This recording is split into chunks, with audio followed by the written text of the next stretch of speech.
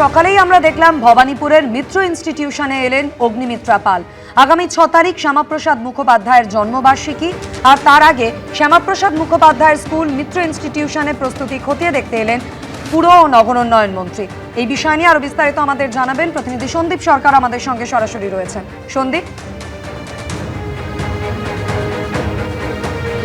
দেখো, ওই দিনটাতেই কেন্দ্রীয় স্বরাষ্ট্রমন্ত্রী অমিত শাহর কলকাতায় আসার কথা এবং দক্ষিণ কলকাতায় তার একাধিক কর্মসূচি থাকবে ওই দিন, এবং তার মধ্যে একটা হচ্ছে এই ভবানীপুরের মিত্র ইনস্টিটিউট পরিদর্শন করা কেন্দ্রীয় স্বরাষ্ট্রমন্ত্রীর। সেই কারণেই কেন্দ্রীয় স্বরাষ্ট্রমন্ত্রী আসার আগে কি অবস্থায় রয়েছে স্কুলের যে রক্ষণাবেক্ষণের কাজ এবং স্কুল সংস্কারের কাজ কিভাবে চলছে তা দেখতে এখানে এই মুহূর্তে এসে পৌঁছেছেন অগ্নিমিত্রা পাল। তুমি দেখতে পাবে যে স্কুলের ইতিমধ্যেই নতুন রঙের প্রলেপ পড়তে শুরু করেছে, স্কুল সংস্কারের কাজ চলছে, স্কুল বাড়িকে সাজানোর কাজ চলছে। শ্যামাপ্রসাদ মুখোপাধ্যায় এই স্কুলে তার কৈশোর জীবনের একটা অংশ তার এই স্কুলে কেটেছে, এই স্কুলে তিনি পড়াশোনা করতেন। ফলে সেই স্মৃতির কথা মাথায় রেখেই কেন্দ্রীয় স্বরাষ্ট্রমন্ত্রী তার শ্যামাপ্রসাদ মুখোপাধ্যায়ের জন্মদিবস উপলক্ষে যেদিন কলকাতায় আসবেন তার সফরের একটা অংশ থাকছে এই ভবানীপুরের মিত্র ইনস্টিটিউট পরিদর্শন। ফলে স্বাভাবিকভাবেই এই মিত্র ইনস্টিটিউটের খোল নলছে এই মুহূর্তে, তার বাহ্যিক পরিবর্তন আনার কাজ চলছে। অগ্নিমিত্রা পাল নগরোন্নয়ন মন্ত্রী তিনি এসে পৌঁছেছেন, স্কুলের শিক্ষক যারা রয়েছেন তাদের সাথে কথা বলছেন, পুরসভার টিমকে এখানে রাখা হয়েছে, পুরসভার আধিকারিকরা রয়েছেন, বিদ্যুৎ দপ্তরের আধিকারিকরা রয়েছেন, তাদের সাথে কথা বলছেন যে পথে অমিত শাহ এখানে আসবেন এবং এসে তার যাতে এই সফর পুরোপুরি মসৃণ হয় তার জন্য প্রয়োজনীয় কী করণীয় সেই নির্দেশ তিনি দিচ্ছেন। তিনি এসে পৌঁছেছেন মিনিট 10 আগে। গোটা স্কুল বাড়িটা তিনি তার আশপাশের এলাকা, সেখানকার পরিষ্কার পরিচ্ছন্নতা, এই সমস্ত কিছুর বিষয়ে তিনি নির্দেশ দিতে তাকে আমরা দেখতে পেলাম, এবং এই মুহূর্তে স্কুলের ভেতরে তিনি গিয়েছেন, স্কুলের যারা শিক্ষক শিক্ষিকারা রয়েছেন তাদের সাথে কথা বলছেন। একদমই সন্দীপ, সেই ছবি আমরা দেখতে পাচ্ছি। পুর ও নগরোন্নয়ন মন্ত্রী অগ্নিমিত্রা পাল তিনি মিত্র ইনস্টিটিউশনে পৌঁছেছেন এবং স্কুলের সমস্ত দিক খতিয়ে দেখছেন। আগামী 6 তারিখ শ্যামাপ্রসাদ মুখোপাধ্যায়ের জন্মবার্ষিকী, রাজ্য সফরে আসবেন কেন্দ্রীয় স্বরাষ্ট্রমন্ত্রী অমিত শাহ। তার একাধিক কর্মসূচির মধ্যে সেদিনের অন্যতম গন্তব্য এই মিত্র ইনস্টিটিউশন, যেখানে শ্যামাপ্রসাদ মুখোপাধ্যায়ের জীবনের একটা বড় অংশ কেটেছে। তাই কেন্দ্রীয় স্বরাষ্ট্রমন্ত্রীর এই সফরের আগে গোটা এলাকা ঘুরে দেখছেন, মিত্র ইনস্টিটিউশনের সমস্ত দিক খতিয়ে দেখছেন, নিরাপত্তার দিক খতিয়ে দেখছেন পুর ও নগরোন্নয়ন মন্ত্রী অগ্নিমিত্রা পাল।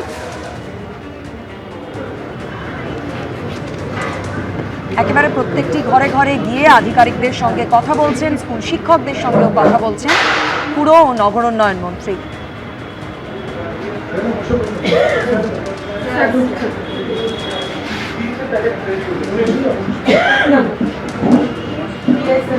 প্রস্তুতির যাবতীয় খুঁটিনাটি একেবারে খতিয়ে দেখছেন মন্ত্রী অগ্নিমিত্রা পাল।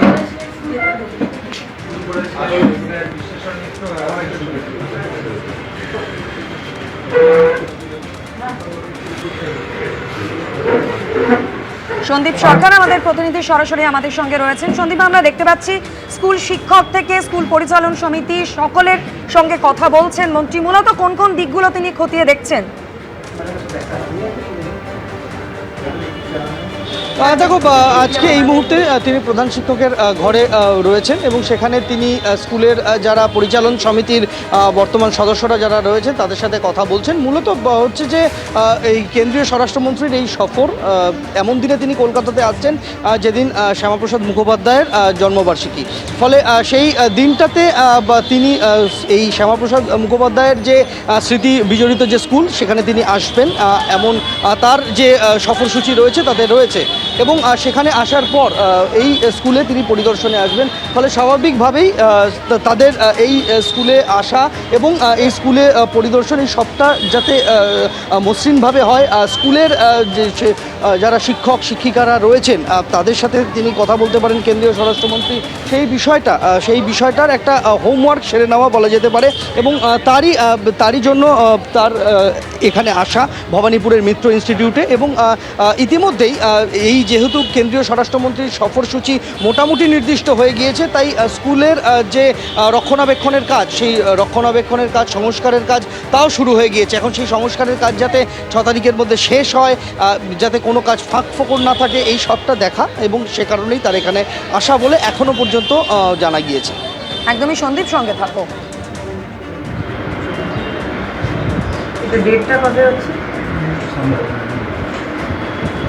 2/8/41 শতাব্দী প্রাচীন স্কুল ম্যাডাম, উনি ম্যাডাম 1938 আমাদের অবসর দিচ্ছেন।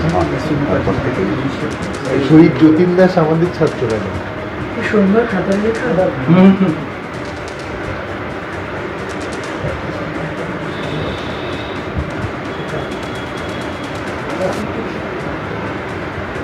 ম্যাডাম আমাদের সাথে কথা বলেছে। ছবি তুলে দিন। এইটা হচ্ছে পুরোনো বিল্ডিং এর ছবি। এই পত্রিকা ছিল আমাদের সর্ববর্ষে যেটা বেরিয়েছিল, সেই পত্রিকার ফ্রন্ট পেজ।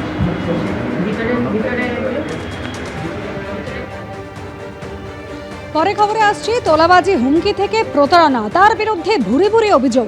গত বুধবার রাজ্য পুলিশের এসটিএফের হাতে গ্রেফতার হয়েছেন তৃণমূলের প্রাক্তন কাউন্সিলর দেবরাজ চক্রবর্তী। আর এবার তার বিরুদ্ধে তদন্তে নেমেছে ইডিও। আর স্বামীর গ্রেফতারের আগে স্ত্রী অদিতি মুন্সি অর্থাৎ তৃণমূলের প্রাক্তন বিধায়ক, তাকেও জিজ্ঞাসাবাদ করে পুলিশ। এই জায়গা পৌঁছতো এখানকার বিধায়কের কাছেই পৌঁছতো। দেবরাজ অ্যাকচুয়ালি বিধায়ক তো উনিই ছিলেন। অটো চালক থেকে প্রমোটার, সাধারণ মানুষ থেকে ব্যবসায়ী, অভিযোগ তার তোলাবাজি থেকে নিস্তার ছিল না কারো।